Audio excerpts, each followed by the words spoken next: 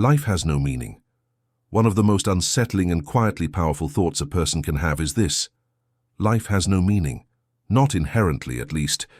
There's no instruction manual waiting in your drawer, no signpost in the sky telling you why you're here. You wake up, breathe, exist, and that's it. For many, this realization marks the beginning of an existential shift. It's subtle at first, like a whisper you can't quite ignore, but once it settles in, it changes the way you see everything. On the surface, this idea might sound grim. If nothing matters, then what's the point? But what this really means is that nothing was pre-assigned. No divine checklist was handed out at birth. You weren't sent here to fulfill a role written in cosmic ink. You're here without a script, without a job title, without a purpose you're obligated to uncover. That blankness can be terrifying, but also strangely liberating. This perspective is often associated with existentialism or nihilism, but labels aren't the point. The point is the emotional weight that comes with realizing the universe doesn't care what you do. It doesn't cheer for your victories or mourn your failures. Nature moves forward regardless. And yet we live in a world built on function. Chairs are for sitting, phones are for communication. Everything seems to be made for something, except us. Humans are different. We're not tools. We weren't crafted for a single job, we just showed up. And because of that, many people grow up hoping they'll one day discover their life's real purpose. They cling to stories that everything happens for a reason, that fate has a plan, that meaning will reveal itself like a hidden treasure. But this idea tears that comfort apart. It suggests there may be nothing waiting for you, no map, no truth to unlock. That moment of realization, it can feel like a free fall, as if the floor dropped out from under you and there's no bottom to land on. But some philosophers argue that this moment isn't the end of meaning, it's the beginning. Because if life wasn't born with meaning, then any meaning it will ever have is something you must create. It doesn't mean the journey is meaningless, it means it's yours to define. And there's a difference between emptiness and openness. Imagine standing in a wide, empty field. One person sees nothing, just a void. Another sees potential, space to build, to shape, to explore. When you accept that life doesn't hand out purpose, you start to see how much possibility that gives you. But it's a double-edged sword. The freedom is real, but so is the burden. For some, that blank page is overwhelming. Without instructions, they feel lost. For others, it's a relief, permission to live on their own terms. Either way, the idea that life comes without built-in meaning is one of the most enduring and unsettling questions in human thought. It doesn't promise comfort, but it does offer something just as powerful: autonomy. If meaning is ever going to exist, it has to come from us. Not because the universe demands it, but because we choose to give it shape. First experience of death. There's a moment that stays with nearly everyone, even if it's never spoken out loud. The first time you truly understand death. Maybe it was a grandparent, maybe a pet, maybe someone you didn't know well. But whoever it was, they were there, and then they weren't. And that moment quietly breaks the idea that life just keeps going forever. It usually happens in childhood, when the world still feels permanent and safe. At first, adults often soften the truth. They say things like, "They've gone to a better place," or "They're just sleeping." But eventually, the truth sinks in. They're not coming back. The finality is jarring. A person who once talked, laughed, smiled, is now unreachable, locked behind a door that never opens. It's more than just learning about mortality. It's the first crack in the illusion that everything lasts. Before this, life feels endless. School days drag, summers stretch forever, and the people around you seem unshakable. But after that first encounter with death, the edges of reality sharpen. The world feels a bit less safe, a bit more temporary. This realization can arrive slowly. A pet growing older, a family member falling ill, or all at once, through a sudden phone call or unexpected loss. Either way, it plants the same seed, the awareness that things and people can vanish and not everything broken gets fixed. It also introduces a new kind of sadness, not the simple passing kind that comes with losing a toy or missing a party. This is different, it's absence, a hollow space where something used to be, and even when life returns to normal, something stays changed. Grief starts to live in the background, shaping how you value time, how deeply you connect, how often you say "I love you" or "I'm sorry." Even people who don't consciously dwell on their first loss carry it with them. It affects how they measure risk, how they view aging, how they handle goodbyes. Some grow more cautious, others become more appreciative. Many develop a quiet sense of urgency, as if suddenly aware that time isn't a guarantee. The first experience of death doesn't just tell you someone is gone. It teaches you something about everything else you'll ever love, that it too is not permanent. And that knowledge never really leaves. You keep going. You laugh again, dream again, make plans. But a part of you always remembers. Nothing lasts forever. And in a strange way, that reminder is what makes life feel so real. Everyone has their own complex life. Every day you cross paths with dozens, maybe hundreds of people. Most of them blur into the background. A stranger in a car, someone walking ahead of you on the street, a barista handing you a coffee. You barely register them. But here's the strange truth. Each of those people is living a life as intricate and vivid as yours. It's something you intellectually know, but rarely feel. Every person you see is the main character in their own story.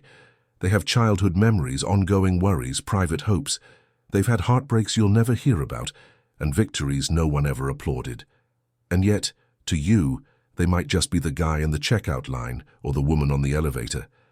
This isn't about being selfish, it's just how our brains work. We simplify the world to make it manageable. We assign roles without knowing: store clerk, jogger, office guy. But those labels barely scratch the surface. Behind them are whole lifetimes of experience, emotion, and thought. Picture someone in the grocery store. To you, they're just choosing cereal, but maybe they're picking a brand their father always loved, or maybe they're shopping alone for the first time after a breakup. Maybe they're on their way to visit a loved one in the hospital. You'll never know, but those stories are real. And it's not just strangers. Even those closest to you carry layers you may never fully see. People hold on to habits they don't explain, memories they never share, feelings they don't voice. Not because they're hiding things, but because so much of life happens internally. Complexity doesn't mean chaos, it just means depth. Sometimes people act in ways that seem irrational or distant. A short temper, an awkward silence, a random kindness. Those moments often trace back to parts of their story you've never seen. They're not just reacting to you, they're reacting to their entire life. This realization isn't meant to overwhelm you or make you feel obligated to understand everyone. It's simply a reminder the world isn't made of roles. It's made of real, breathing people. And each of them is carrying something with them. Something quiet, private, important. So next time you look around and see a crowd, remember, it's not a crowd. It's a collection of individuals, each with a narrative as rich and real as your own. Even if you never learn their stories, they exist. And sometimes, just knowing that is enough. Constant uncertainty of future. No matter how much we plan, prepare, or predict, the truth remains. No one really knows what's going to happen next. That's not just a philosophical thought. It's a basic, unshakable fact of life. The future is inherently uncertain. Sure, routines and patterns can give us a sense of structure. We rely on calendars, to-do lists, and mental forecasts. But underneath all of that is a quiet unpredictability, always capable of shifting the course we thought we were on. Sometimes that shift is minor, missing a bus, getting caught in the rain, forgetting an appointment. But other times, it's monumental. Losing a job, falling ill, ending a relationship. These events can arrive suddenly, with little warning, and remind us how little control we really have. It's not about being negative or fearful. It's about recognizing that the ground beneath our plans is never entirely solid.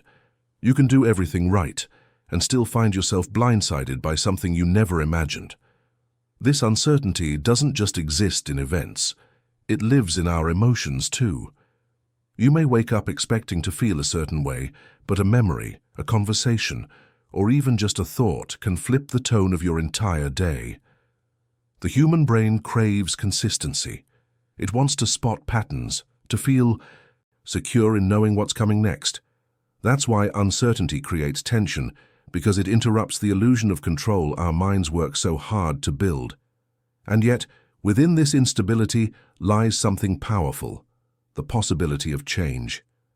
If the future were entirely predictable, nothing new could ever happen. No surprises, no transformation, no recovery from hardship. Uncertainty allows room for growth, for people to turn corners they didn't see coming, to discover relationships, opportunities, or insights that couldn't have been scheduled in advance. It's the unknown that gives life its range. Things can go wrong, yes, but that same unknown means they can go incredibly right too. Still, knowing all this doesn't make it easier. Some people become paralyzed by uncertainty, choosing to cling to familiar routines in hopes that change won't reach them. Others dive into risk, trying to wrestle the future into shape. But no one escapes the reality that life moves forward without ever fully revealing what's ahead. We make decisions based on limited information. We hope, we guess, we adapt. Living with uncertainty is not something you fix. It's something you carry. It becomes part of your thinking, your planning, your growth. It teaches flexibility and at times humility, because while we don't know what tomorrow holds, we keep moving toward it anyway, step by step, choice by choice, into a future that will always be bigger, stranger, and more complex than anything we could have predicted. Consciousness is mistake. Being aware of yourself, your thoughts, your choices, your place in the world, feels like a fundamental part of being human. It's the lens through which everything else is experienced. But there's a strange idea, whispered in certain corners of philosophy and science, that challenges this assumption. What if consciousness isn't a pinnacle of evolution, but an accident, a byproduct of brains becoming too complex for their own good? Imagine life developing through slow, natural steps. Organisms react to light, to sound, to danger, reflexes form, memory emerges. And somewhere along the way, a few creatures, humans included, develop brains sophisticated enough to do more than respond. They begin to predict, to simulate, to imagine. But then something unexpected happens. The brain doesn't just simulate the world. It starts simulating itself. It becomes aware of its own thinking. It starts asking, who is doing this thinking? That self-reflection, the essence of consciousness, might not be an intentional feature. It could be a glitch, an unintended side effect of a system growing too good at modeling. Like a computer that becomes so powerful, it starts analyzing its own circuitry, not because it's helpful, but because it simply can. And with that glitch comes all the complexity we now associate with being human: fear of death, search for meaning, emotional spirals, philosophical confusion. Most living beings operate without this burden.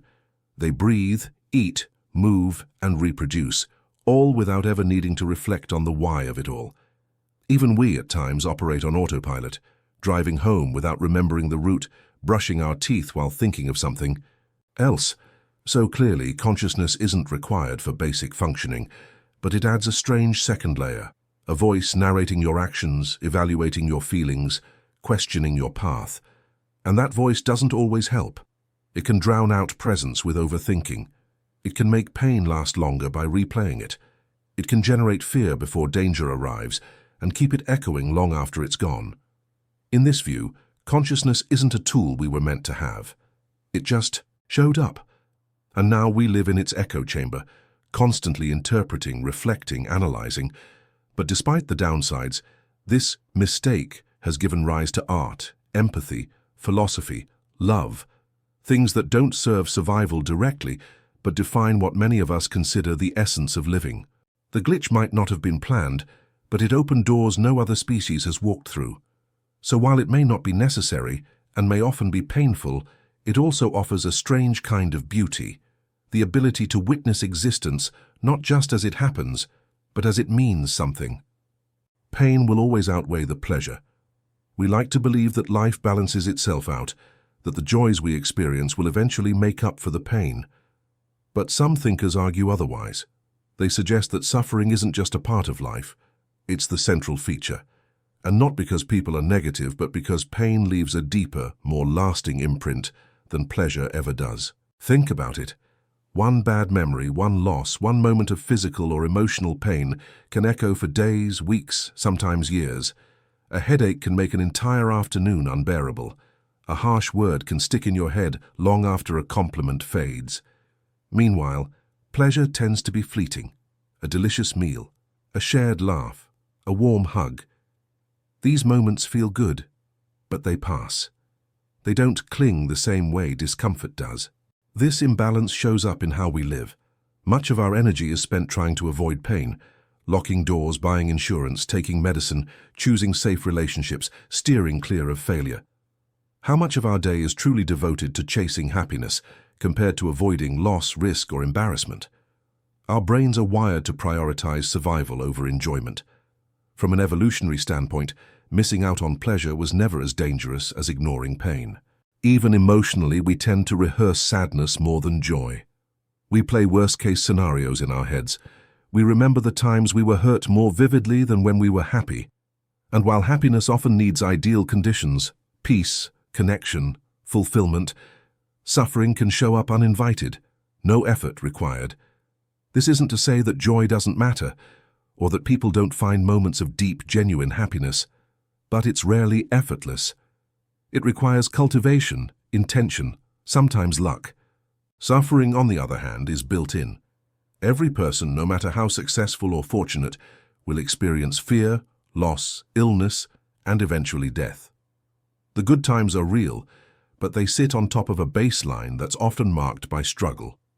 Some philosophies argue that this imbalance isn't something to fix, but something to understand. That maybe the goal of life isn't to be overwhelmingly happy, but to carry our suffering well. To create meaning in the face of discomfort. To treasure joy more because we know how rare and fragile it is. And perhaps that's what makes human life so rich. Not the abundance of pleasure, but the contrast. The fact that joy, when it arrives, feels like sunlight after days of rain. Pain may outweigh pleasure in volume, but that doesn't erase the value of happiness. In fact, it may make those moments matter more. Because in a life where suffering is inevitable, joy becomes something sacred, not the default, but the reward we earn in small, fleeting flashes of peace. Reality is a controlled hallucination. What you see, hear, and feel might seem real, but what if it's not exactly what you think? According to neuroscience, reality as we perceive it is less like a window and more like a reconstruction. Your brain isn't showing you the world directly. Instead, it's creating a model of it, an internal simulation shaped by your senses, past experiences, and assumptions. The world you think you're experiencing is actually a version that your brain predicts moment by moment. Your eyes don't act like cameras. They detect light patterns, and those patterns are sent to the brain for interpretation. The brain fills in gaps, adds context, and builds an image based not just on input but on prediction. The same process applies to every sense: sound, touch, taste, even your perception of time. It's not a flawless system. That's why illusions work, or why you can swear you saw something that wasn't really there. But this prediction-based model has advantages. It's fast, efficient, and usually accurate enough to help you function. That's why you can recognize a friend's voice in a noisy room or navigate your house in the dark.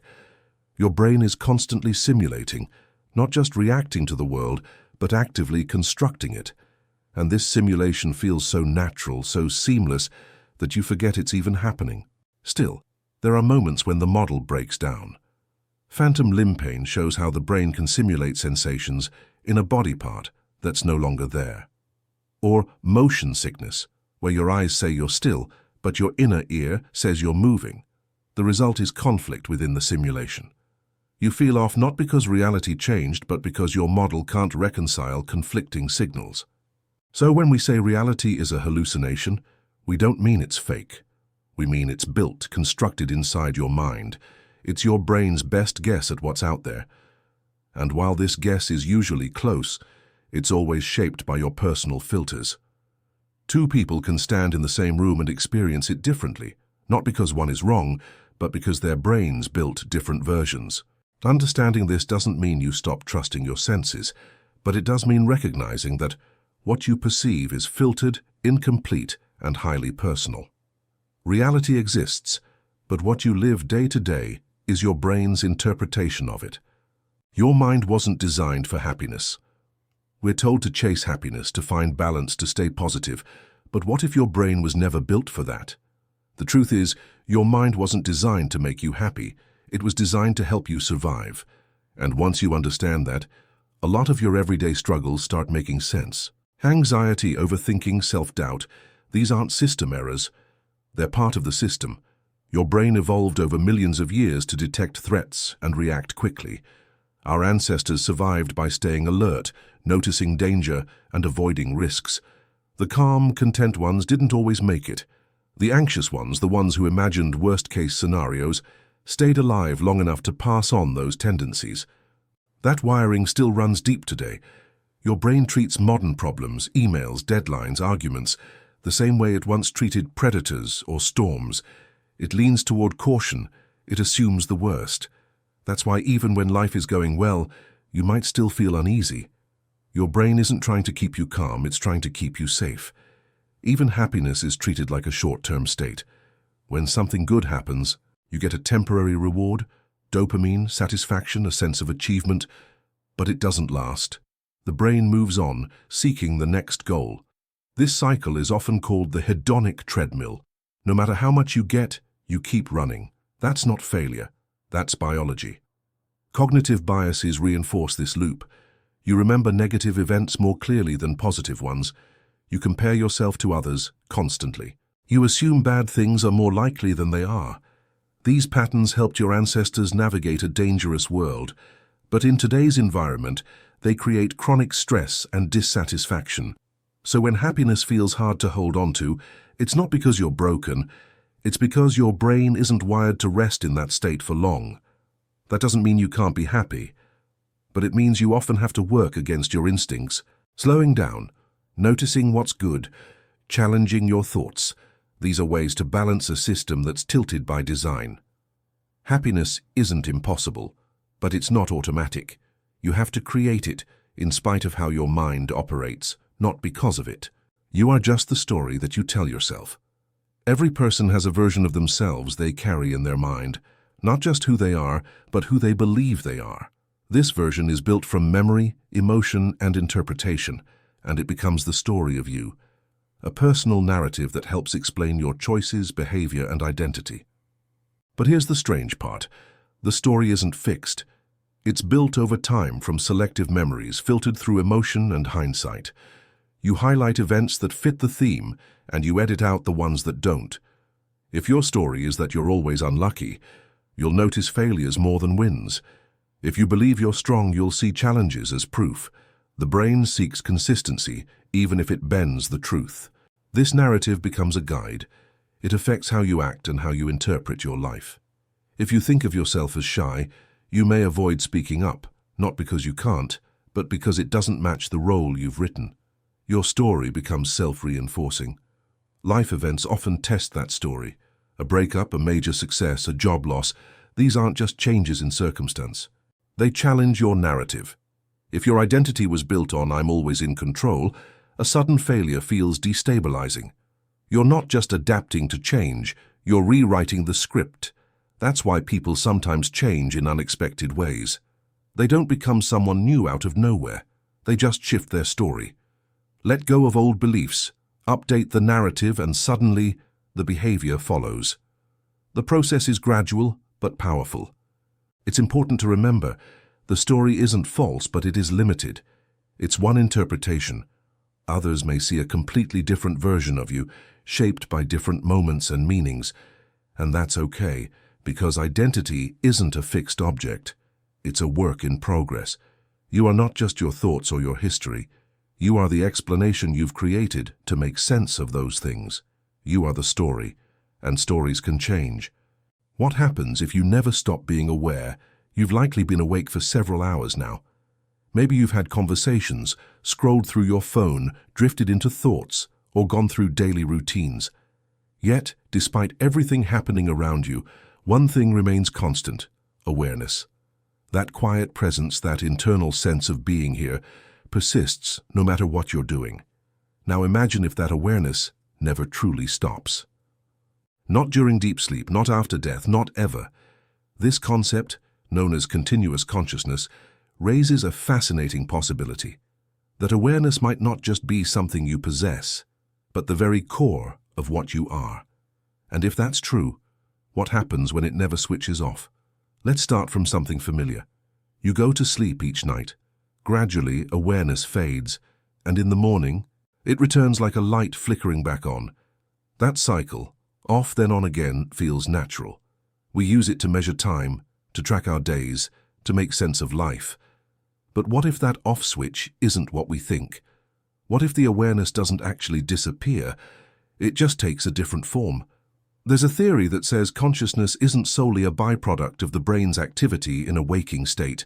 Instead, it might be a continuous stream flowing through a variety of experiences. Even if you don't consciously remember being aware in every moment, especially during deep sleep or anesthesia, something at your core remains, quietly observing, quietly being. This foundational presence might not need active thoughts to persist. Taking this further, some interpretations lead us to a concept known as quantum immortality.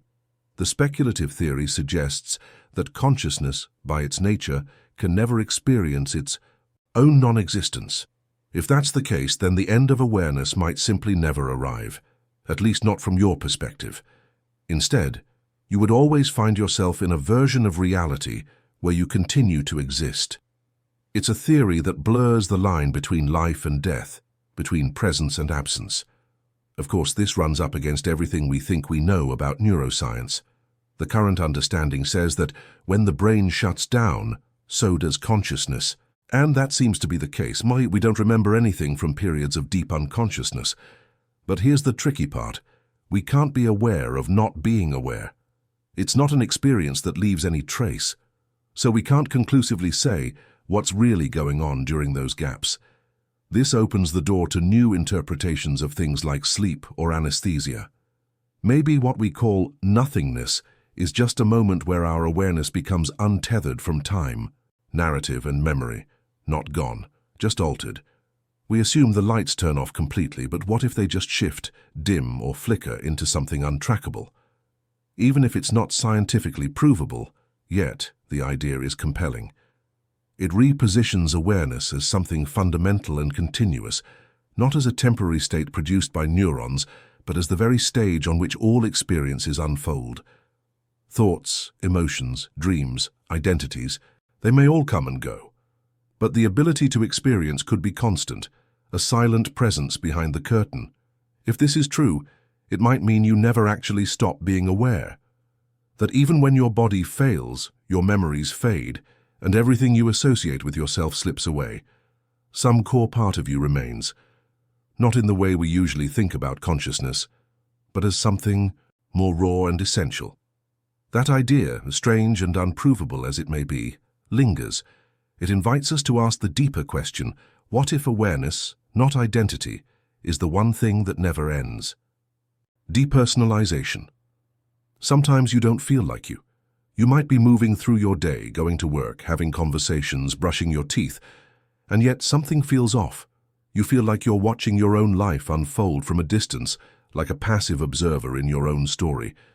This experience is known as depersonalisation. It's not a loss of memory or identity, but a disconnection, a subtle but powerful shift in how you relate to your own existence. People who go through depersonalisation often describe it as feeling robotic or emotionally flat. You know you're doing things, eating, talking, smiling, but it doesn't quite feel like you doing them. It's like there's a sheet of glass between you and the world, or as if you're watching a movie of your life rather than participating in it. This can happen for just a few moments, or linger for days, weeks, or even longer. What's surprising is how common these moments can be. Many people experience short-term depersonalization during extreme stress, sleep deprivation, or trauma. In those moments, the brain shifts into a kind of autopilot, numbing emotional intensity to keep functioning. Imagine someone walking away from a car crash feeling oddly calm, like they're outside themselves. That's the brain stepping in to manage shock. But when depersonalization becomes persistent, recurring, or begins to interfere with daily life, it can point to a condition called depersonalization, derealization disorder. It doesn't mean you're losing your mind. In fact, most people with depersonalization are keenly aware that something feels off, and that self-awareness distinguishes it from psychotic disorders. You're not delusional. You know you're you. You just don't feel like it. Neurologically, depersonalization involves changes in how the brain processes emotion and self-perception. Certain parts of the brain seem to disconnect or dull emotional signals, creating a sensation of detachment. It's like the volume on your inner life has been turned down. You may still think clearly, perform tasks, and interact normally, but something deeply human feels muted. People often struggle to describe the experience. Looking in the mirror might feel uncanny, like the reflection isn't quite yours. Holding a conversation may feel hollow, like the emotional connection is missing, even though the words are correct. You're functioning, but the vividness of life, the texture of it, seems distant. Triggers vary. Sometimes it stems from trauma or anxiety.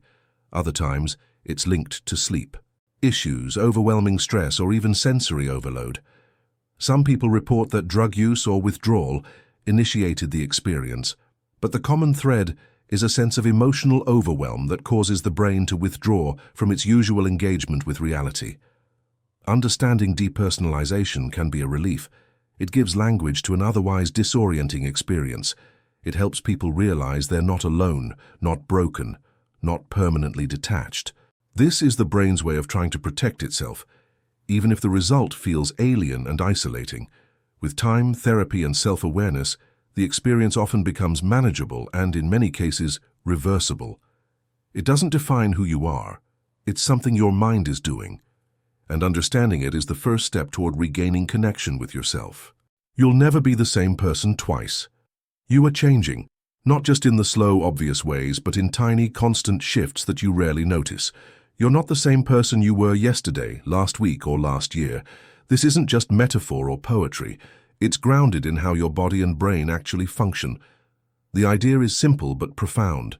You'll never be the same person twice. Your physical body is always in flux. Cells are dying and being replaced every second. Skin regenerates. Blood renews.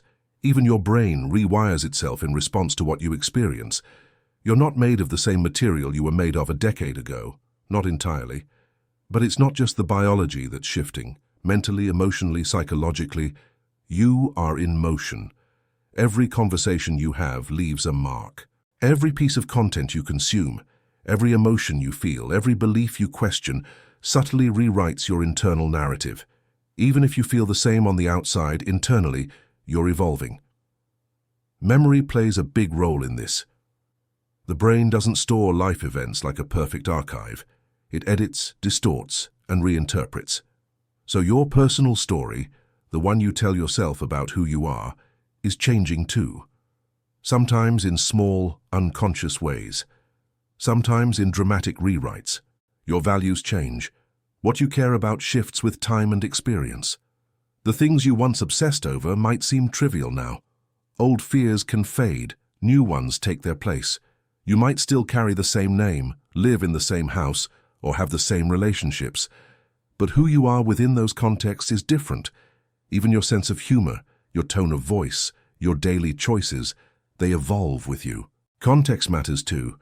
You act differently at work than you do with close friends. You present one version of yourself online and another in private. That doesn't make you fake. It makes you human. Identity isn't a single fixed shape.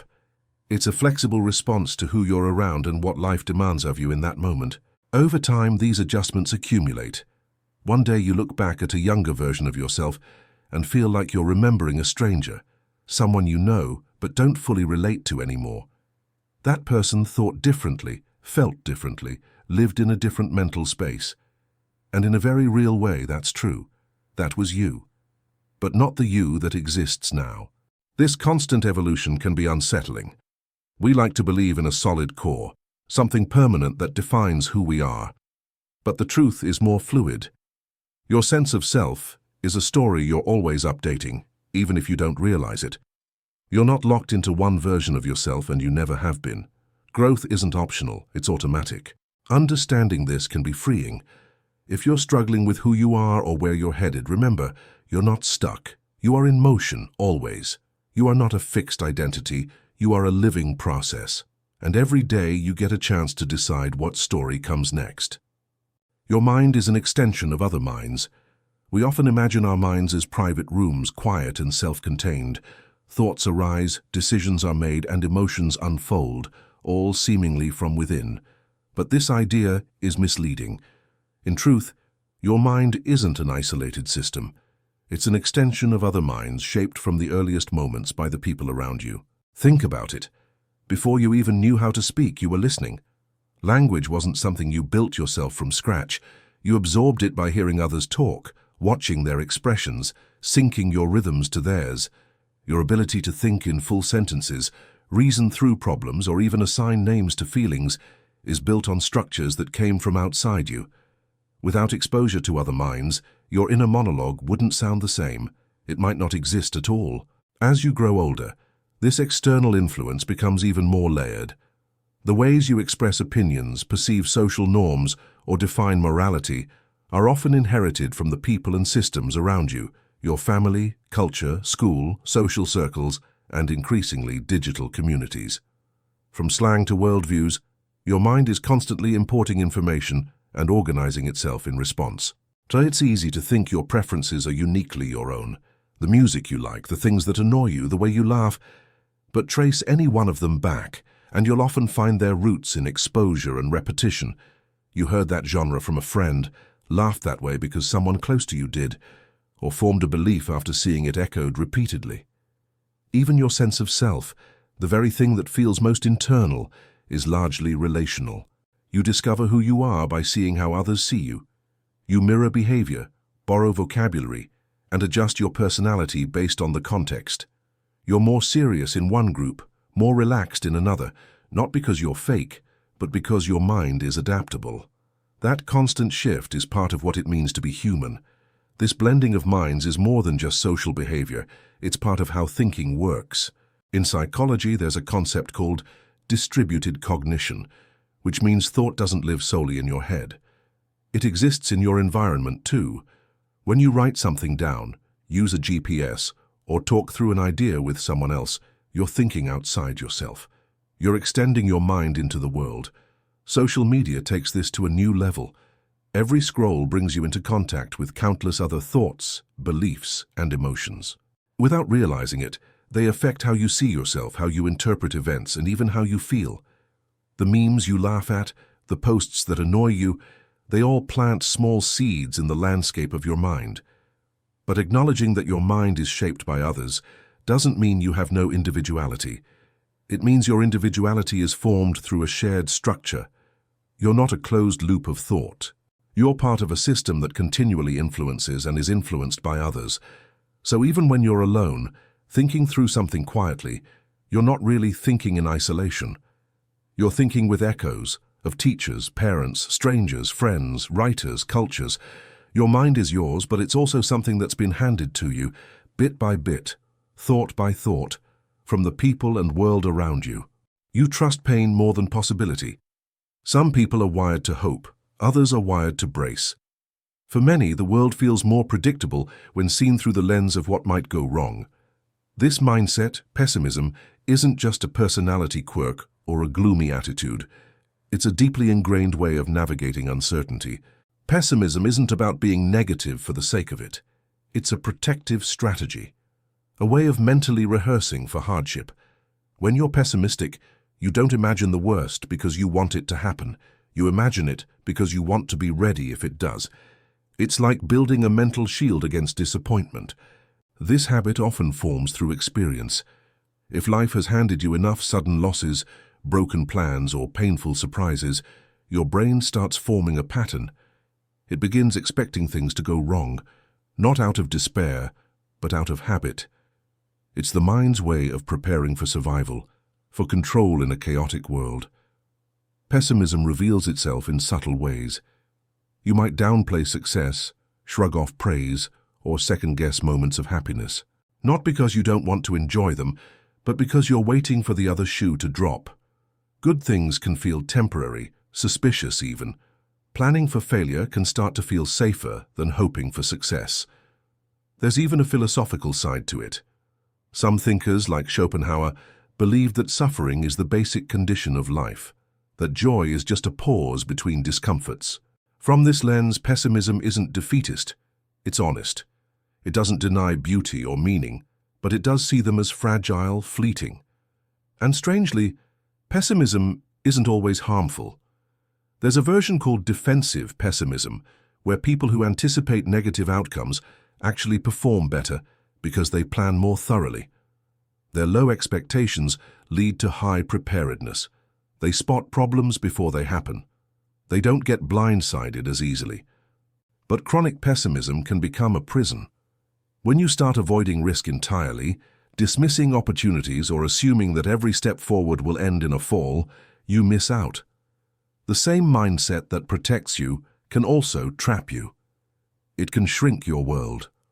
Culturally, pessimism is often misunderstood. Optimists get celebrated for their energy and vision. Pessimists get labeled as difficult or draining. But in reality, many pessimists aren't trying to bring others down. They're just trying to manage their own expectations. They're trying to stay upright in a world that has knocked them over before. So, if you find yourself trusting pain more than possibility, it doesn't mean you're broken. It means you're cautious, perhaps shaped by past experience. But it's worth asking how much of that caution is serving you, and how much of it is keeping you from the life you actually want. Because the future is uncertain, no matter how you frame it. You can plan for the worst and still not be ready. You can hope for the best and still be surprised. Either way, you're not wrong to be careful. But don't forget that possibility is real too. It deserves some space. Sympathy is just self-pity. Sympathy often looks like kindness. You see someone hurting and you say something caring. You feel sad when others are sad. You offer comfort. On the surface, it seems like a pure expression of compassion, but dig deeper and a different idea begins to take shape. What if sympathy isn't really about the other person at all? What if it's just a way of managing your own discomfort? This idea might feel uncomfortable, but think about what actually happens when you say, "I feel so bad for you." Who is that feeling really about? Is it about understanding their pain or reacting to how their pain makes you feel? In many cases, sympathy becomes a kind of projection. You see someone else's suffering, imagine yourself in their position, and then respond based on that imagined scenario. You're not necessarily stepping into their world, you're dragging them into yours. This is why sympathy can sometimes come off as shallow or performative. It rushes to fix, to reassure, to smooth things over. It's not always about sitting with the discomfort, it's about escaping it. You want to say something so you don't feel helpless or awkward. You want to do something because the silence is heavy, but in doing so, the spotlight subtly shifts. It moves away from the person in pain and toward your own emotional relief. Sympathy says, "I feel terrible for you." Empathy asks, "What are you feeling right now?" Sympathy often tries to soothe. Empathy tries to understand. There's also a subtle power dynamic at play. When you express sympathy, you're sometimes positioning yourself as the emotionally stronger one, the person who's okay, observing the person who's not. This isn't always conscious, but it creates a kind of emotional distance. It frames the other person as weaker, as someone to be helped rather than heard. This isn't to say that all sympathy is bad or selfish. Sometimes it's a genuine doorway to connection. But if you look closely, sympathy can be laced with self-pity. Your tears might not be for their suffering, but for how unbearable it feels to witness. Your comfort might not be for them, but for you, to stop the ache in your own chest. Empathy is harder. It doesn't rush to respond. It doesn't always have the right words. It listens. It allows silence. It doesn't center your reaction, it centers theirs. That's what makes it feel different. It requires you to step outside of yourself, not just imagine how you would feel, but to understand how they do. Understanding this difference helps refine how we show up for others. Sympathy isn't inherently bad. It's often a starting point. But if we want to truly connect, we have to notice when our reactions are about our discomfort rather than their pain. Otherwise, we're not really helping. We're just making their pain more about us. You became who you had to be, not who you are. Throughout life, many of our choices and behaviors are shaped less by inner freedom and more by the demands of survival or expectations of others. The phrase, "You became who you had to be, not who you are," speaks to how identity often forms under pressure. From childhood, people adjust themselves in ways that help them cope with their surroundings. A quiet child might not be introverted by nature. They may have learned silence as a way to avoid conflict. A responsible sibling might not be naturally dependable. They might have stepped up because no one else did. These adaptations feel like personality, but they often start as responses to unmet needs or unsafe environments. As these responses repeat over time, they begin to feel permanent. You stop thinking of them as strategies and start accepting them as who you truly are. Yet underneath, your core self may remain unexplored. Cultural rules, family dynamics, or early traumas often guide people into roles they didn't choose: the achiever, the peacekeeper, the caretaker. These roles may bring approval or reduce stress, so we keep playing them, even as they distance us from who we might have become without that pressure. In adulthood, this dissonance becomes more visible. When life becomes less chaotic or we find more space to reflect, we might notice a disconnect between our actions and our desires. The person who always has it together might feel unable to relax. The one who's always helping others may secretly feel drained. These feelings signal that a version of ourselves still waits beneath the layers, one that wasn't formed by necessity, but by authenticity. Recognizing this doesn't require us to throw away the past. It simply invites us to ask, how much of who I am is based on what was needed, and how much on what I truly value now? God is virus for mind ideas have the power to shape us as deeply as any physical experience. Among the most persistent and powerful ideas humanity has ever created is God. The suggestion that God is a virus for the mind isn't necessarily an attack on belief. It's a reflection on how certain ideas function and spread. Viruses replicate. They find ways to survive. And some ideas, especially religious ones, do the same, by embedding themselves in the deepest parts of human cognition. From a cognitive perspective, the God idea satisfies many of our psychological needs. It offers answers to existential questions, provides a moral compass, and connects individuals to something larger than themselves. These qualities make it emotionally sticky. It's an idea passed down not just through words, but through rituals, songs, fear, community, and early socialization, often before the child's critical thinking even develops. Over time, the belief becomes self-reinforcing. It warns against doubt, rewards faith, and often claims moral superiority. In this way, it doesn't just survive in the mind, it defends itself within it. This doesn't mean belief is empty or wrong. Many find comfort, purpose, and belonging in their faith. But the mechanics of how such belief spreads, through emotion, repetition, and social reinforcement, are similar to how memes or mental viruses replicate. Other ideologies do this too. Nationalism, political extremism, conspiracy theories. What makes the God concept unique is how deeply it connects to human fears and hopes. Whether it reflects divine truth or just evolutionary psychology, one thing is clear. Once the idea takes root, it can be incredibly difficult to unlearn. It rewires perception, values, and identity, proof of just how potent an idea can be once it lodges in the mind. Your past self is a different person. We like to imagine ourselves as one continuous self, a thread stretching from childhood to the present. But in reality, the person we were 10 years ago is not the same as the person we are now. Neurologically, biologically, emotionally, we've changed.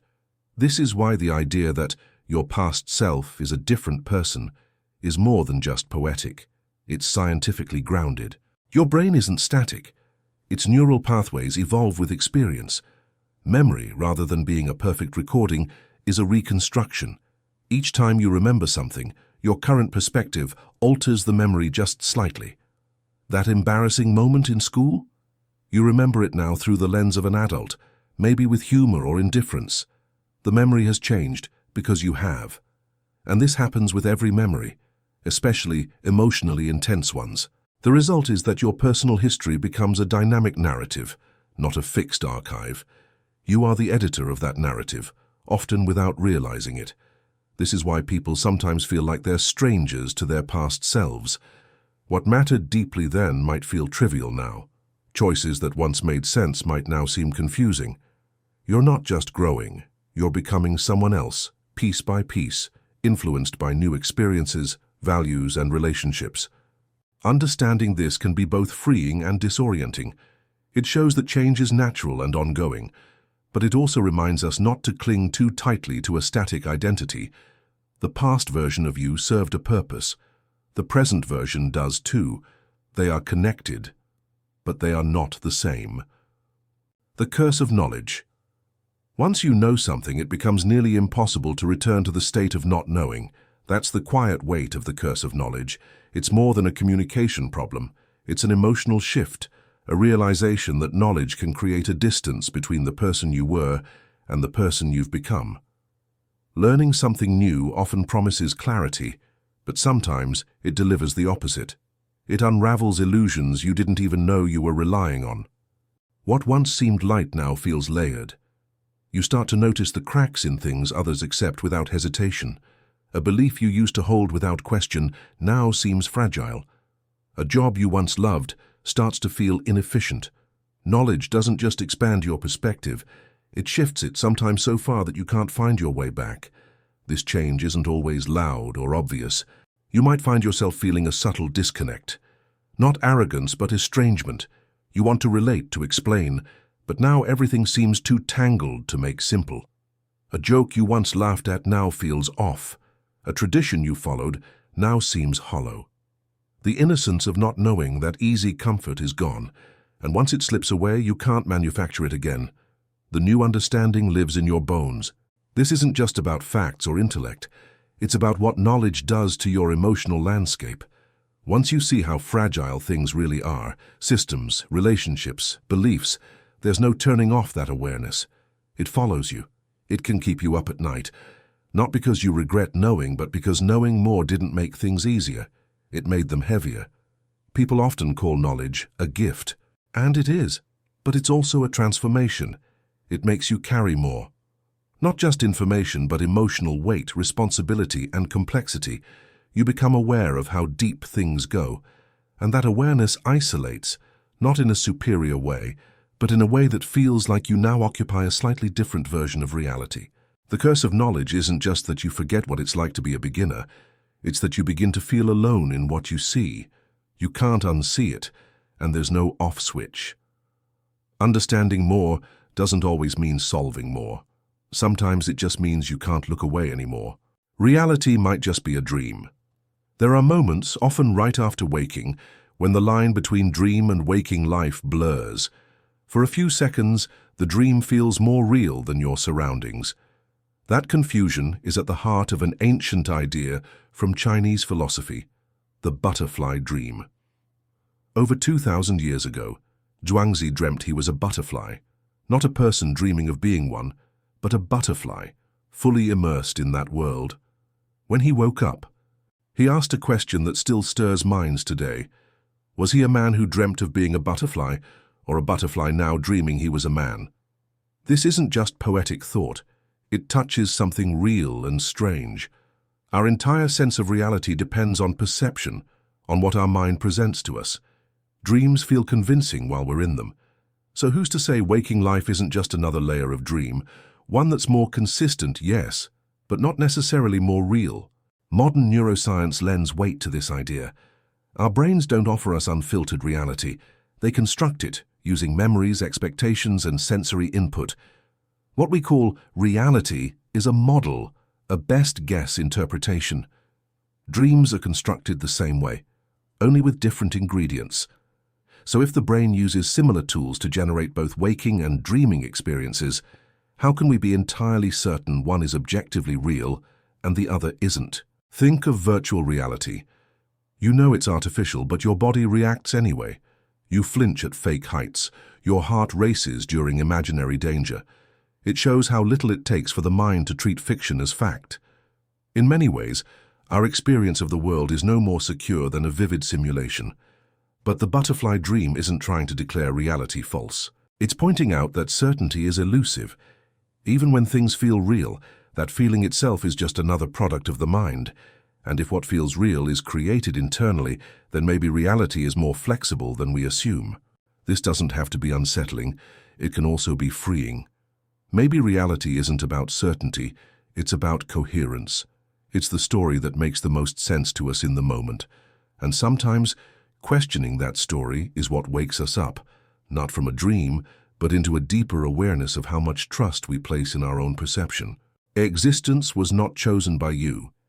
Before you had language, thoughts, or even awareness, you were already here. You didn't choose to be born, to enter this specific body, this time, this family, this world. Existence was not something you signed up for. It was something that happened to you. And from that moment forward, you've been responding to something you didn't initiate. This might sound simple, even obvious, but the implications are enormous. Everything you value, everything you've questioned or pursued, was built on foundations you didn't design. You were handed a culture, a language, a system of rules before you could say your own name. Your earliest feelings weren't chosen. They were shaped by what surrounded you. It's easy to forget how much of your life was built on circumstances beyond your control. Where you were born, who raised you, what beliefs you were taught, all of it came before choice. And yet, you're expected to build a life out of it, to make sense of it, to carry responsibility for decisions that started in a framework not of your making. That doesn't mean you're powerless. Far from it. People make meaningful choices all the time, but those choices are made with tools you didn't craft, traits you inherited, patterns you learned, instincts shaped by experiences that began before you could speak. This helps explain why life often feels uneven, why people carry invisible weights or privileges. Not everyone starts at the same line. Some begin in chaos, others in comfort, and yet all are judged as if the race were fair. It rarely is. Even your internal wiring, your fears, habits, moods, aren't things you requested. Maybe you overthink. Maybe you trust too fast. Maybe you've always felt like an outsider. These aren't faults. They're reflections of how your mind adapted to an unchosen environment.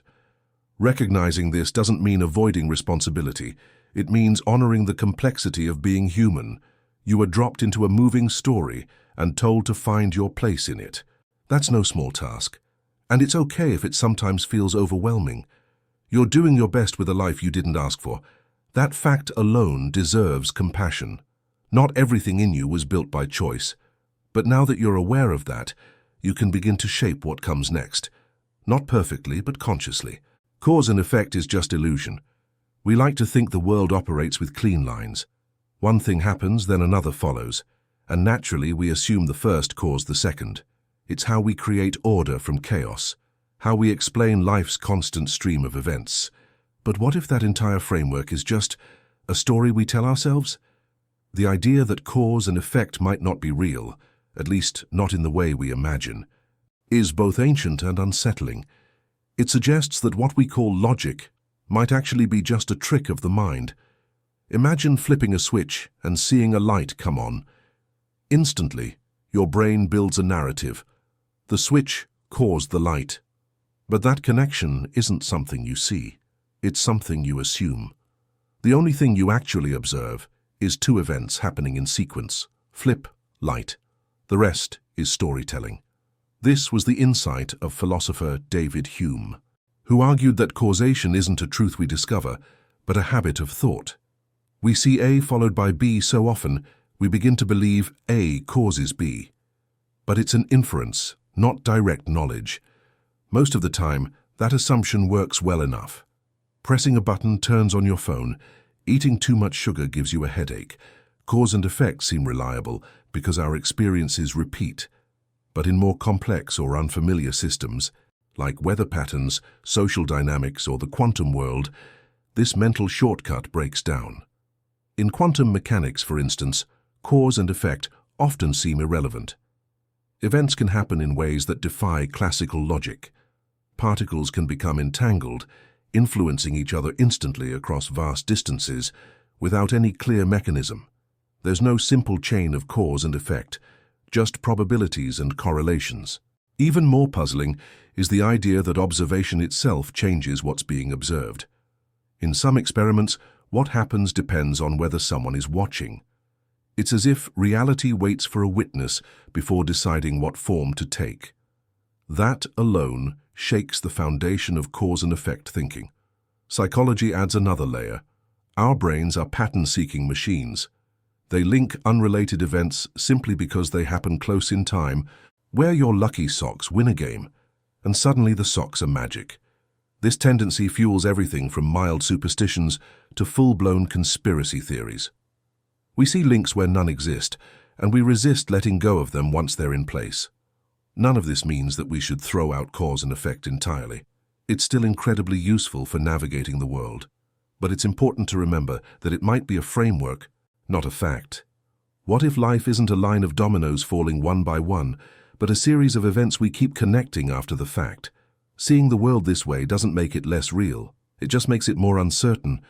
It reminds us that our need for neat explanations may be stronger than the evidence behind them, and that the stories we use to understand life, however useful, might not capture the full picture of what's really happening.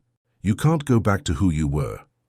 There comes a point in life, maybe several, where everything shifts. Sometimes it's quiet and slow, a gradual evolution you only notice in hindsight. Other times it's jarring, a loss, a success, a revelation that changes how you see the world in an instant. But either way, the outcome is the same. The person you used to be becomes unreachable, not because you forgot, but because you've changed in ways that can't be undone. It's not just about growing up or aging. It's deeper. It's realizing that certain experiences, good or bad, reshape your inner landscape. A moment of heartbreak, a spiritual awakening, the birth of a child, the collapse of a belief. Each of these can tilt your internal compass. What once made sense no longer does. What used to feel right starts to feel off. You can remember the old version of yourself. You can look back at the thoughts you had, see how the choices you made, even laugh at how naive or bold you once were. But trying to inhabit that mindset again, it never fully works.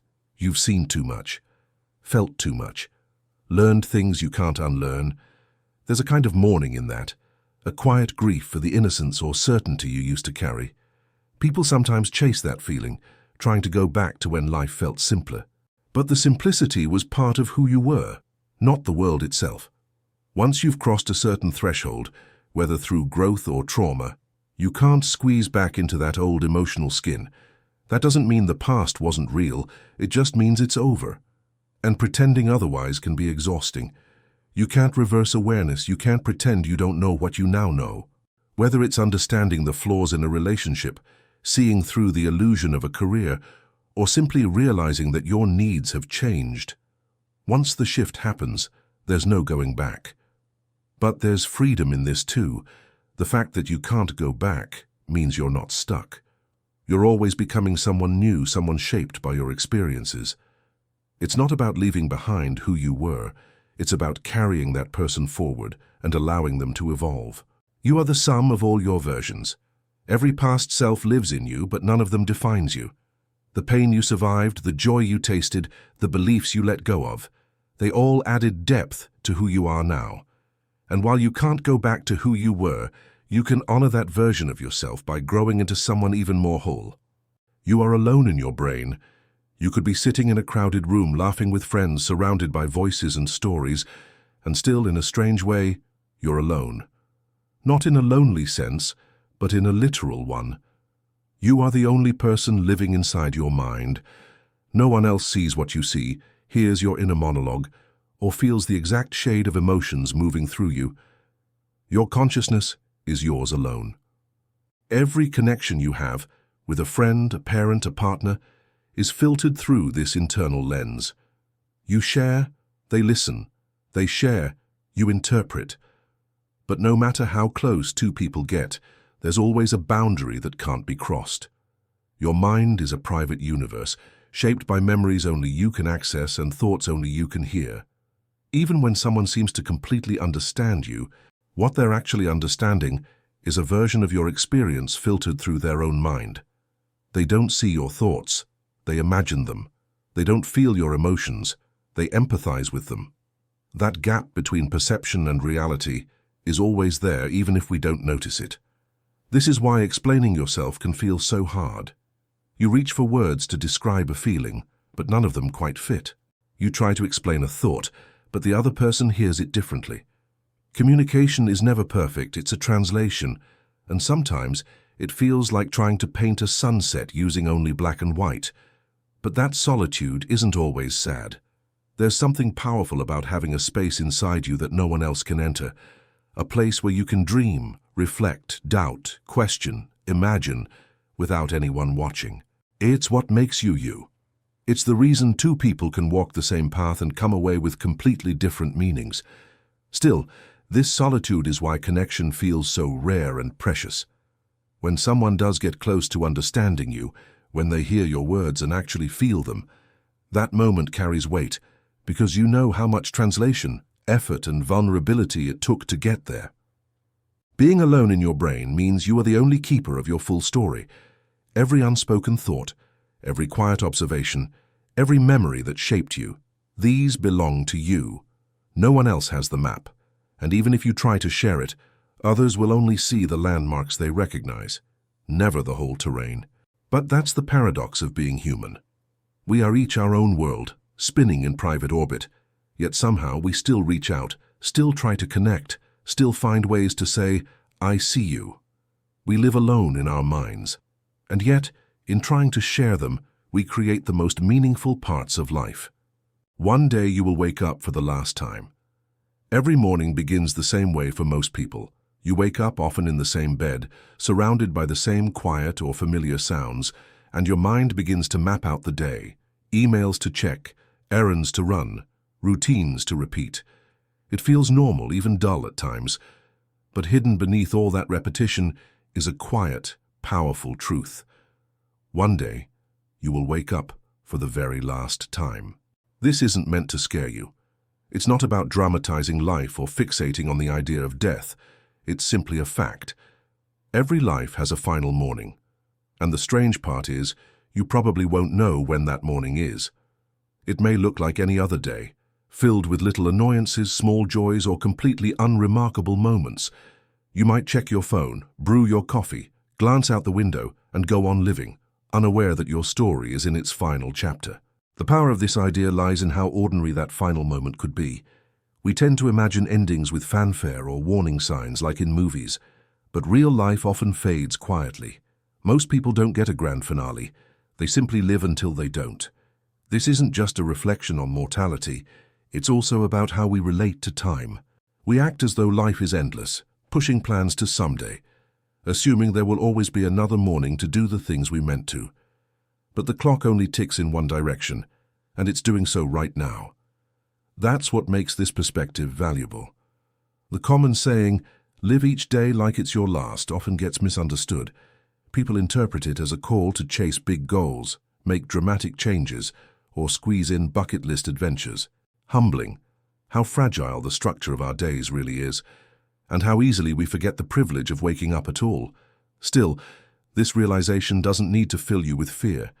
It can serve as a quiet kind of gratitude, a reason to be present in your everyday life, not to chase meaning but to recognize it in what's already here, because the truth is simple and silent. The moment you're in right now is not permanent, and that's exactly what makes it matter. Which one is the real you? At every stage of life, we feel like the version of ourselves in that moment is the most authentic. When you were 5, the world made sense in a simple, certain way. At 15, you probably rolled your eyes at your childhood beliefs. Then at 25, you might have cringed at your teenage choices, certain that now, finally, you understood yourself. And it keeps going. Each version of you feels like the final one, the real one, the one who finally gets it. But this reveals something strange and powerful about identity. It's not fixed. It doesn't remain the same as we grow. What we call self is constantly evolving, shaped by new information, different environments, emotional shifts, and even physical changes in the brain and body. Yet despite this ongoing evolution, every version of ourselves feels complete while it's happening. If you look back, you'll notice how much your values, thoughts, fears, and dreams have shifted, even in just a few years. You may laugh at your old priorities or cringe at past decisions, but in those moments, You weren't pretending. You were fully you. That's because the brain naturally centers identity in the present. The current self feels the most real because it's the one experiencing things now. Physically, the transformation is just as dramatic. Cells in your body die and regenerate. Hormonal balances change. Your brain rewires itself in response to new information. The decisions you would have made at 20 might not feel right at 30 or 50, not because you were wrong, but because you're different now. This realization can feel unsettling, like you're standing on shifting ground. But it's not a flaw. It's the very nature of being human. You are not a single static identity moving through time. You are a series of evolving versions of self, each shaped by what you've seen, felt, feared, and learned, each version valid in its own context. Even your memories of who you were are filtered through who you are now. The past isn't just a record. It's constantly being reinterpreted by the present. That's why it can feel strange to read an old journal or hear a recording of your younger voice. It sounds familiar, but distant. You recognize the person, but you're no longer them. This understanding doesn't diminish your past selves, it gives them context. It shows that growth is not just about adding knowledge or gaining confidence, it's about shedding and reshaping identity again and again. So when you feel sure that this version of you is finally the real one, remember that every version felt that way too. And that's not a weakness, it's a reminder. Who you are is always in motion. Not because you're lost, but because you're alive. Only your mind exists to you. Right now you're reading these words, you're hearing background sounds, you're aware of your body, how it feels in the chair, the rhythm of your breath, the temperature of the room. All of that is happening inside your mind. And that on its own is one of the most overlooked truths about being human. The only thing you can be absolutely certain of is that your mind exists. You know you're having thoughts. You're aware of awareness itself. Everything else, your surroundings, other people, even your own body, could theoretically be part of an illusion, like in a vivid dream. This idea goes back to one of the oldest and most unsettling questions in philosophy. How do we know anything is real? The famous thought experiment of solipsism explores this. It suggests that you can only be truly sure of your own conscious experience. That doesn't mean the outside world is fake, but rather that all your access to it is filtered through perception. Take dreams, for example. When you're dreaming, everything seems real. The people, the places, the emotions. Only when you wake do you realize it wasn't real. Yet during the dream, you were fully immersed. You were experiencing something. And that's the point. Experience is real even when the content might not be. That's why your own awareness is the only undeniable certainty. Everything else is interpreted. You don't hear sounds directly.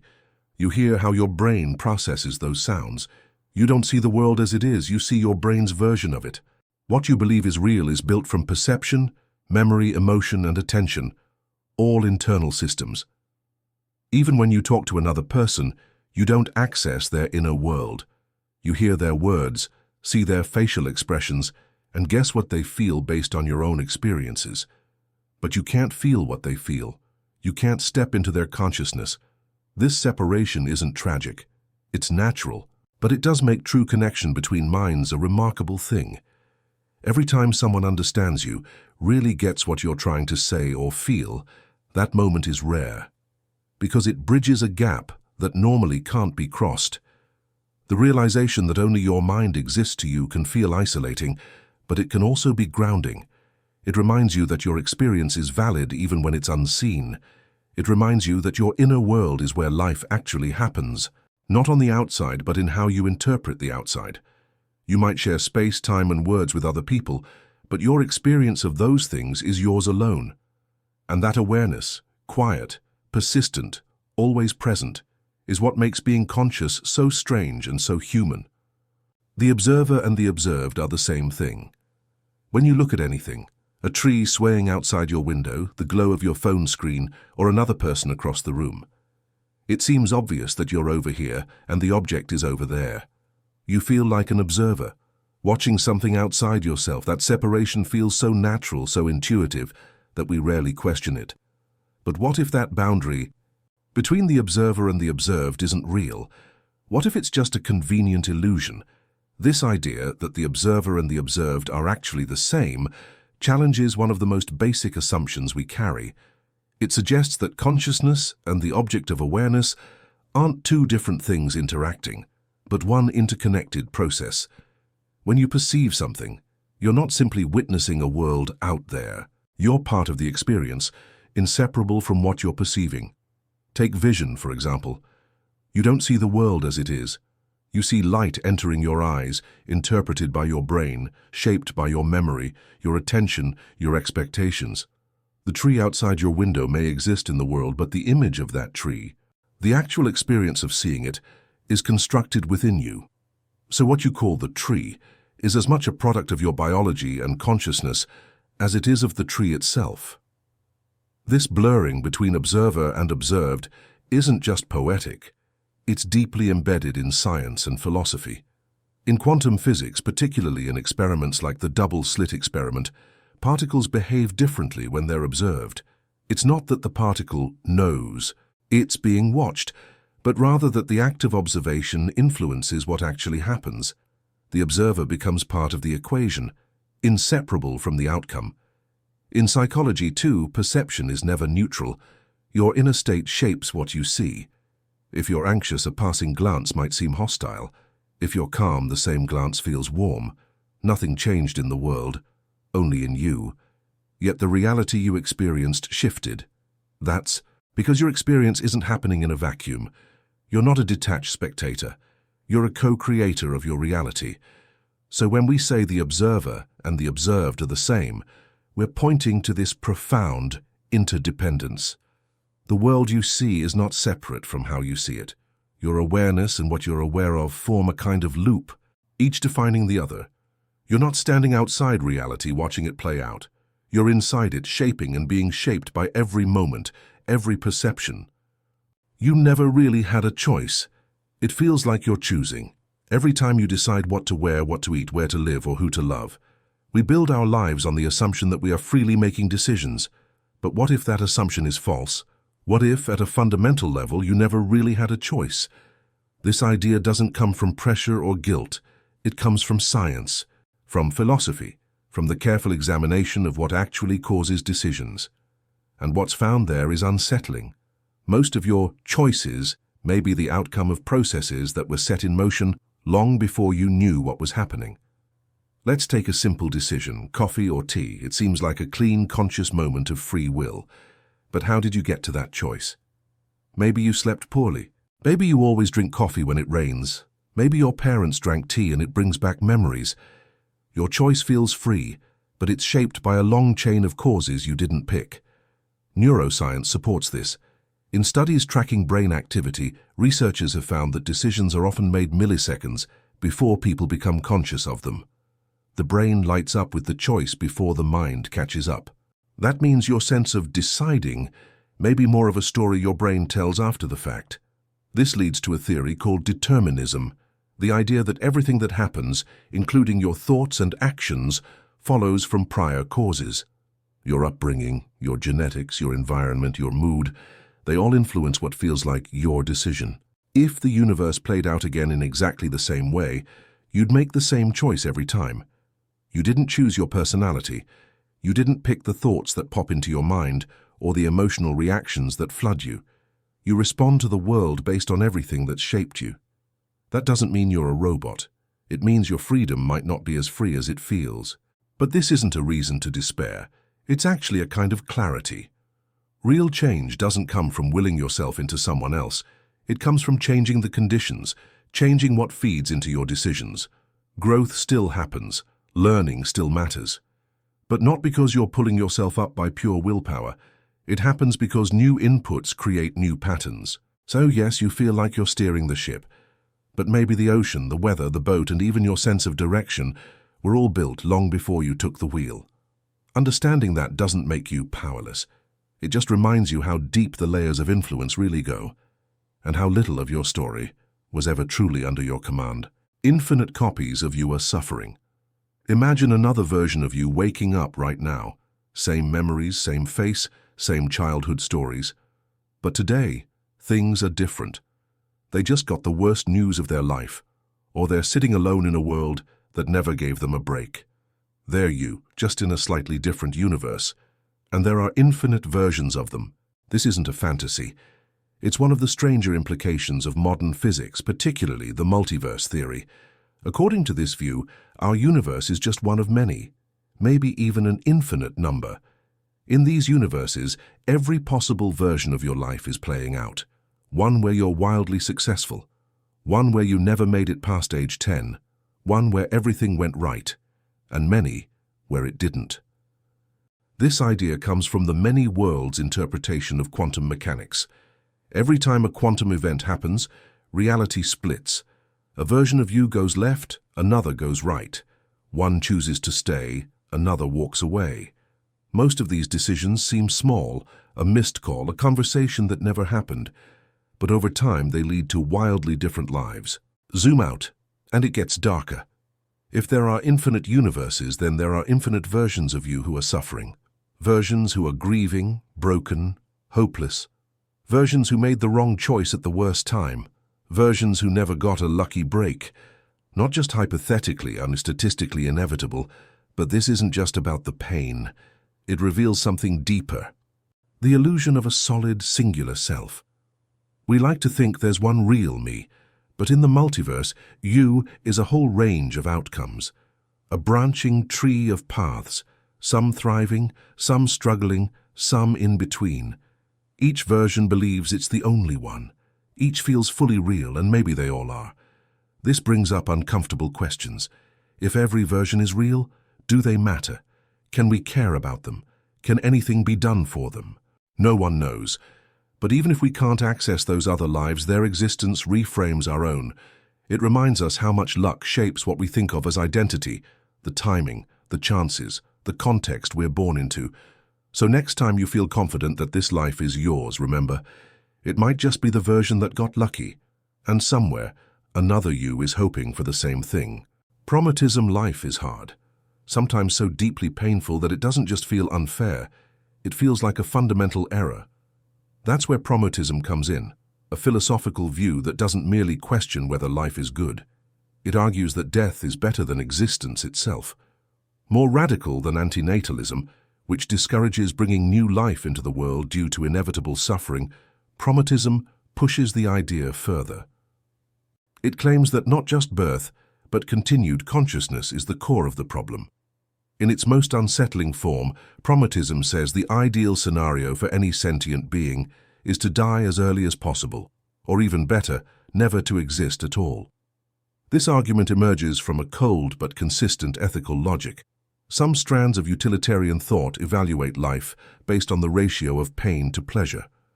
If the suffering in a life outweighs the happiness, even slightly, then that life might not be worth continuing. Promortalism doesn't point only to extreme misery. It suggests that for most people, perhaps even all, life is a net negative experience. Everyday discomforts like stress, aging, illness, regret, social isolation, and the looming awareness of mortality all add up. Even the highs, moments of love, success, or joy, are often fleeting. The lows, by contrast, stick around. Naturally, the idea is deeply controversial. The survival instinct is strong, and Promortalism flies in the face of everything we're taught to value. Perseverance, hope, personal growth. Most people feel disturbed just hearing the concept, but Promortalism isn't a call for despair or an argument for suicide. It's a philosophical position that uses reason to explore whether the cost of consciousness is ever truly justified. It challenges us to imagine a universe where peace is found not in living better, but in not living at all. That doesn't mean Promortalism promotes chaos or violence. It's not a reckless ideology. It's more of a disturbing lens through which to examine suffering. If conscious life is the source of all pain, then removing it might be seen, at least through this logic, as the kindest possible act. This reframing isn't easy to accept. It runs counter to how most people define morality. But the fact that Promortalism exists forces us to confront something uncomfortable, that the value of life may not be as obvious or universal as we assume. And for those who can't escape persistent suffering, it might feel less like a dark fantasy and more like an honest diagnosis of the human condition. Ego death. There's an idea more unnerving than any dream or disaster. What if you disappeared but didn't die? Not your body, not your memories, but the you that believes it's real. That's what ego death confronts. It's a complete unraveling of the self, a collapse of the invisible structure you usually rely on to say, I am this person.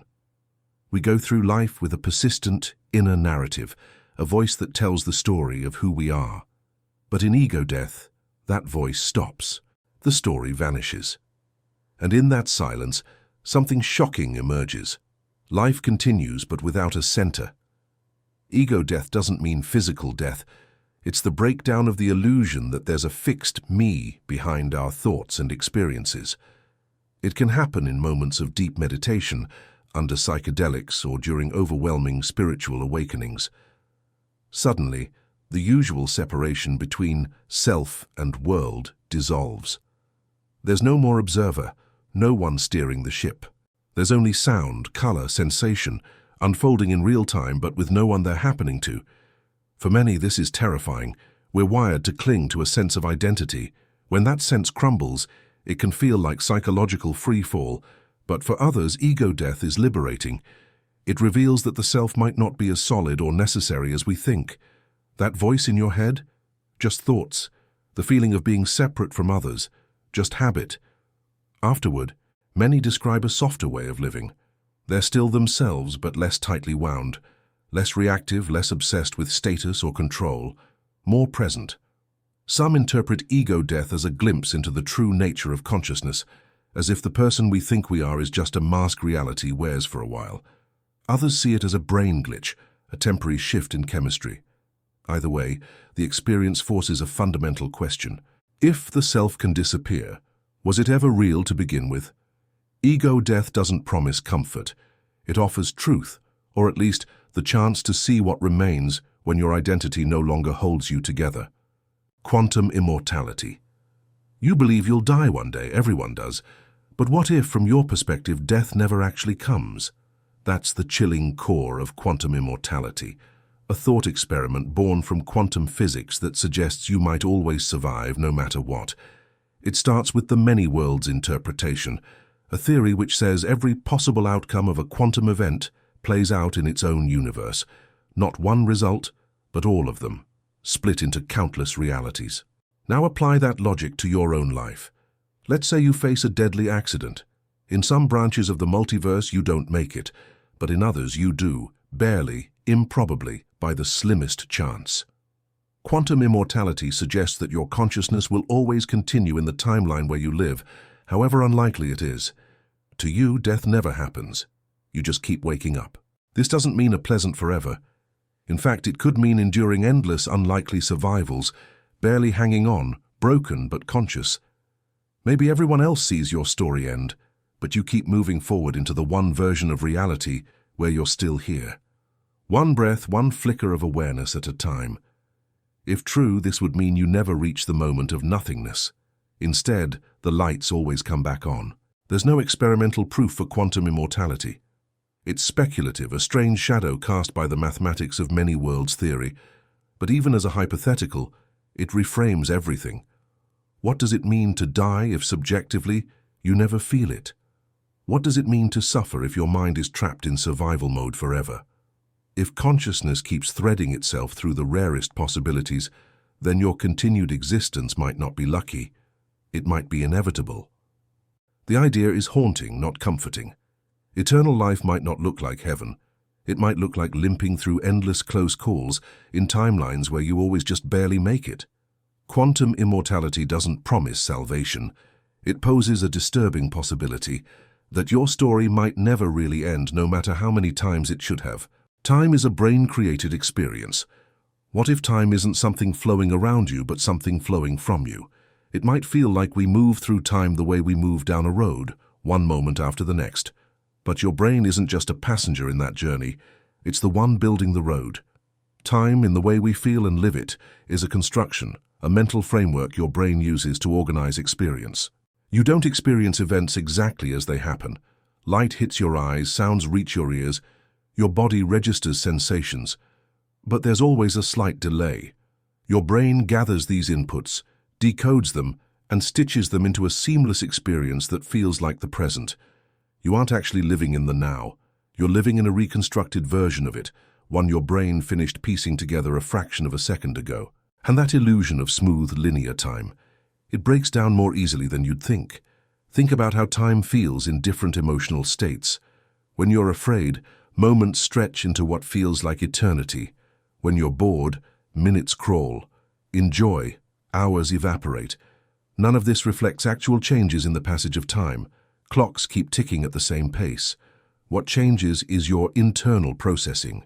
Your brain adjusts how it groups experiences, altering your sense of flow. This becomes especially clear in altered states, whether through trauma, sleep, meditation, or certain substances. People often describe time warping, looping, or disappearing altogether. The brain's usual architecture for building time goes offline or shifts, revealing that time as we perceive it isn't hardwired into the world and it's hardwired into us. Interestingly, there's no single control center for time in the brain. Instead, different regions manage different components. Some track sequences, others duration, others still judge relative distance between events. Your mind takes all these threads and weaves them into the tapestry of a timeline, but it's a delicate illusion, one that's always behind by just enough to feel continuous. In dreams, time collapses even further. Entire days can pass in seconds. The brain no longer keeps the same kind of order. Without its usual rhythm makers active, the boundaries between past, present, and future blur or disappear. This suggests something profound. The structure of time might not be embedded in reality itself, but in the mechanisms you use to understand it.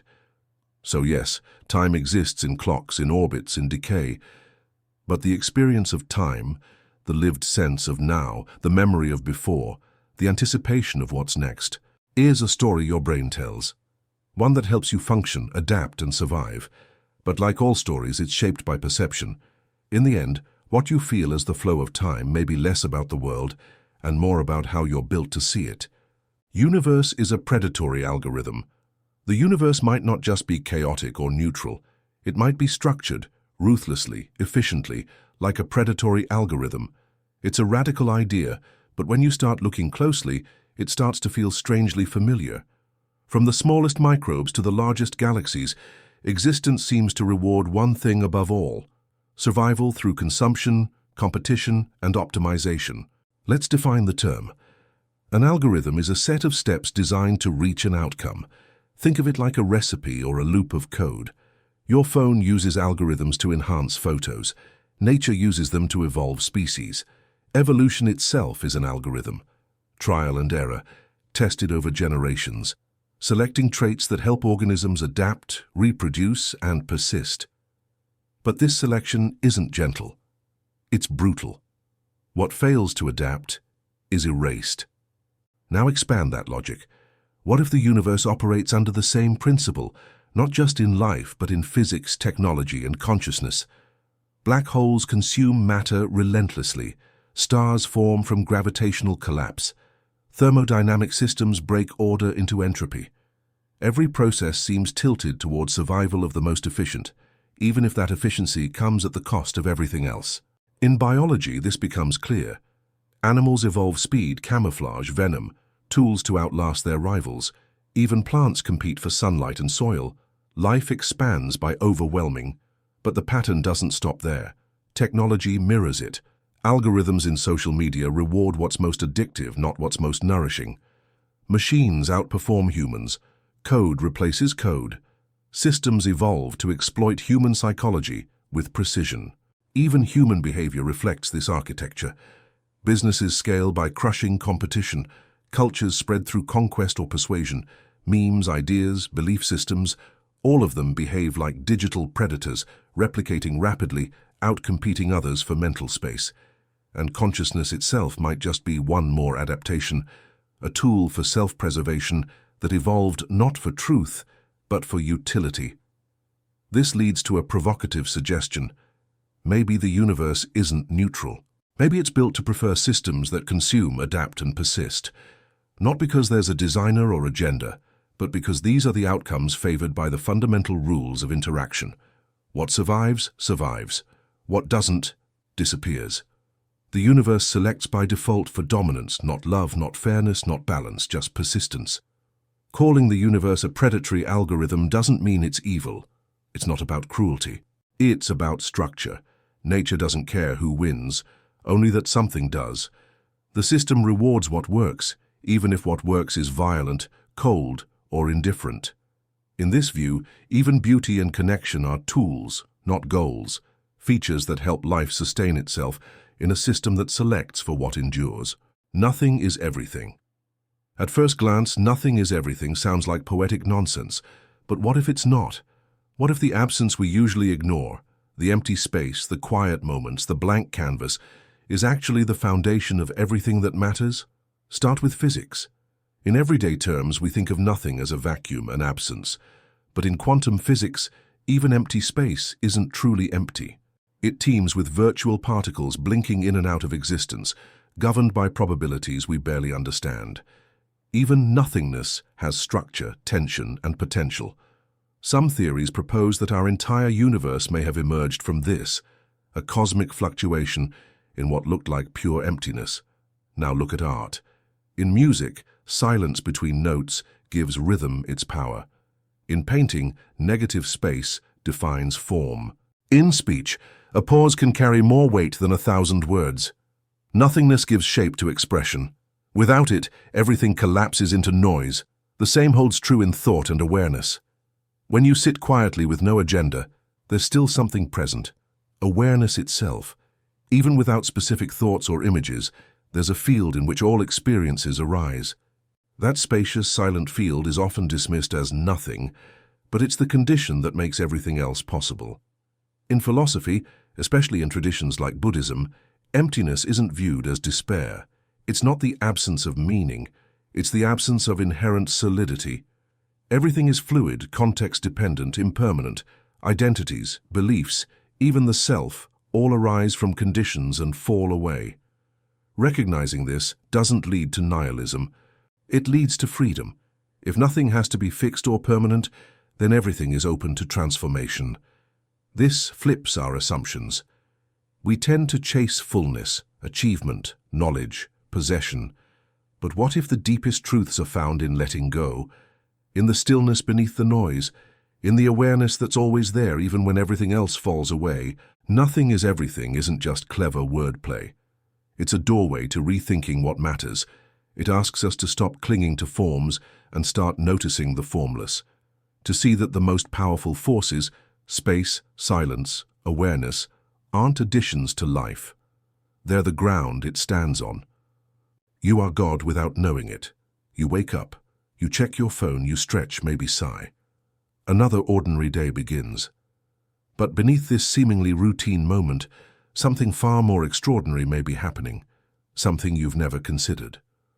What if you're not just existing in the universe? What if the entire universe exists inside you?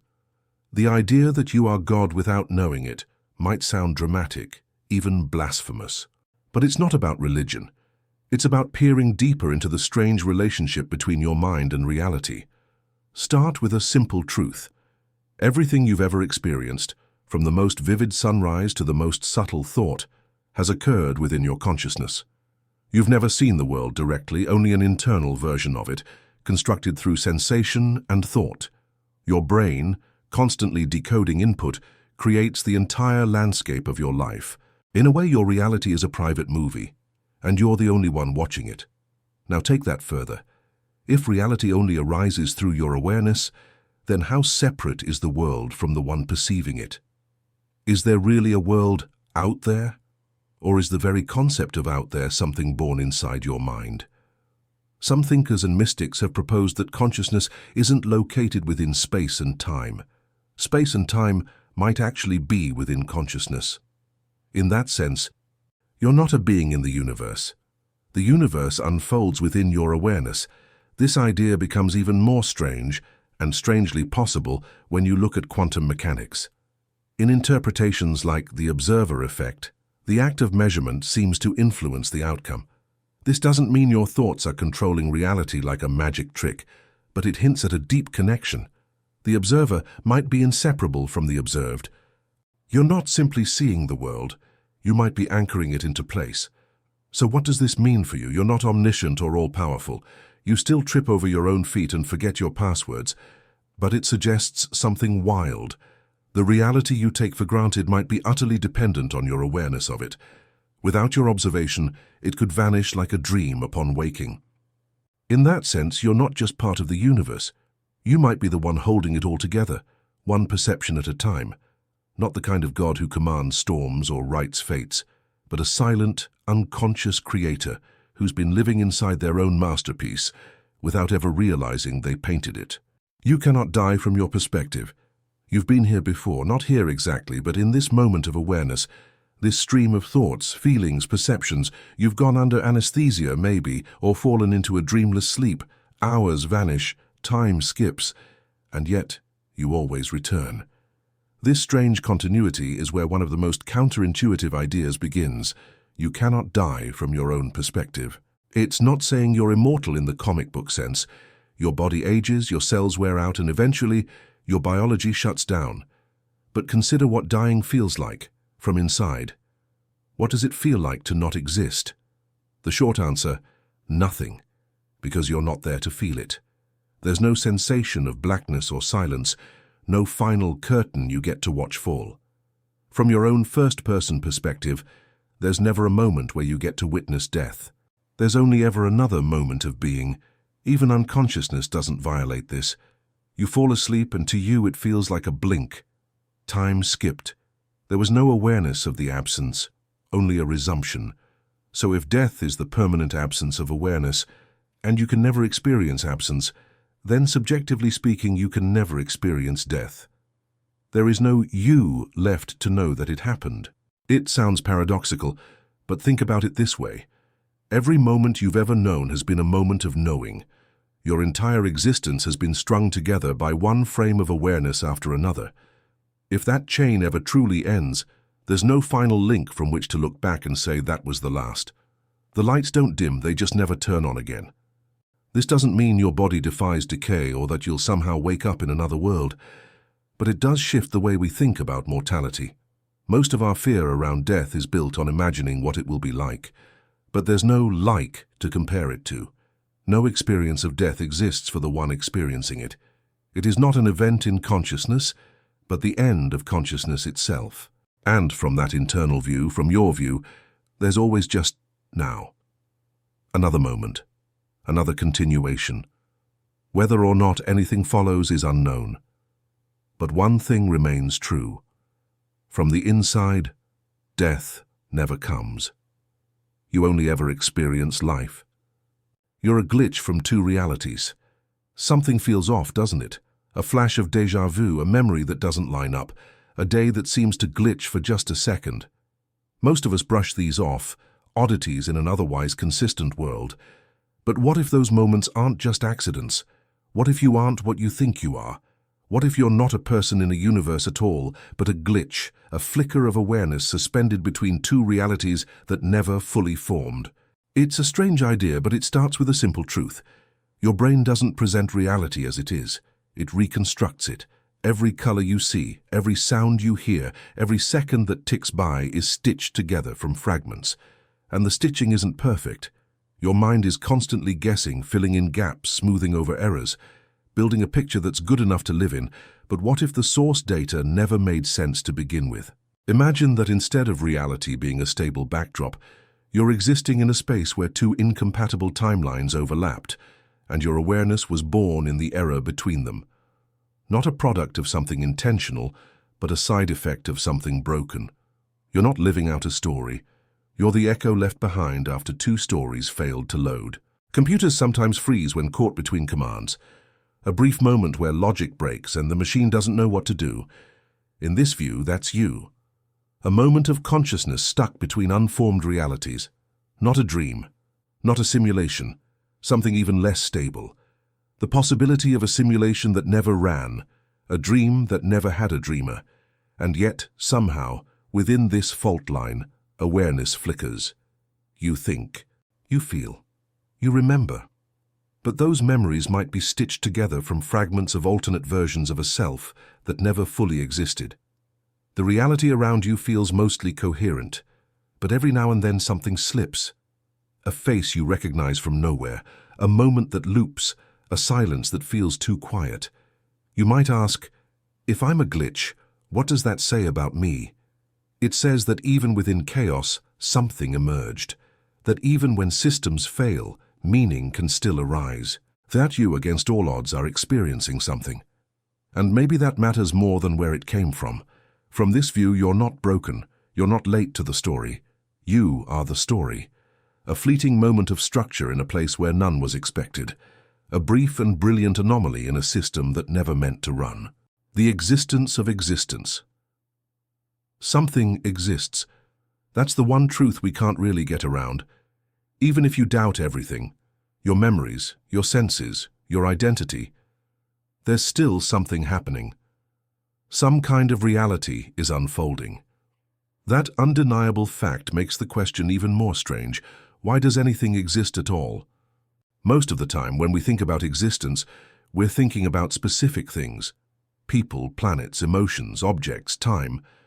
But this question steps back even further. It's not asking what exists, but why there is existence in the first place. Why is there something rather than absolutely nothing? It might sound like philosophical wordplay, but this is one of the most profound and persistent questions in the history of thought. Not how did the universe begin or what is reality made of, but something even more basic. Why is there reality at all? Try for a moment to imagine nothing. Not emptiness, not darkness, not space waiting to be filled, just the total absence of anything. No time, no matter, no mind to even be aware of the absence. That's what is meant by absolute nothingness. And yet, that's not our experience. We live in a reality filled with things, thoughts, atoms, light, time. We don't just have a world, we have existence. The real puzzle is why. In everyday life, we explain things by looking for causes. A tree grows because a seed was planted. That seed came from another tree. Cause and effect is how we make sense of events. But when it comes to everything, we hit a limit. You can't point to something outside existence to explain existence, because whatever you're pointing to would also have to exist. It's like trying to step outside the universe to explain why there's a universe. This leads to a kind of loop. Any explanation we give already assumes that something exists, so we're left with a mystery that doesn't respond to the usual rules of reasoning. Some physicists suggest that perhaps existence is inevitable, that quantum laws or mathematical truths guarantee that something must emerge. But then the question just shifts. Why do those laws exist? Why do they have any power at all? Others propose that maybe existence doesn't need a reason. Maybe it's a brute fact, something that just is, and that's all there is to say about it. But that answer often feels unsatisfying. It sidesteps the deep intuition that there should be some explanation, some grounding for why reality is here and not simply absent. This question also touches on meaning in a quiet but unsettling way. If existence is necessary, if it had to be, then maybe there's something purposeful behind it. But if it didn't have to exist, if nothingness was a real alternative, then this moment, this world, you, might all be the result of sheer chance. That possibility makes everything feel fragile, accidental. Science is good at breaking things down, analyzing components, studying interactions. But when it comes to existence itself, there's nothing more fundamental to break it into. It's the ultimate background condition, the thing we usually take for granted because we have no choice but to live within it. The existence of existence might be the most basic and bewildering mystery we'll ever face. It's not a question about galaxies or black holes or the fabric of space-time. It's about why there's anything at all, anything to question, to observe, to wonder about. And despite all our progress in understanding the universe, this question remains untouched. We still don't know the answer. Maybe we never will. But the fact that the question exists at all means something is, and that's where the mystery begins.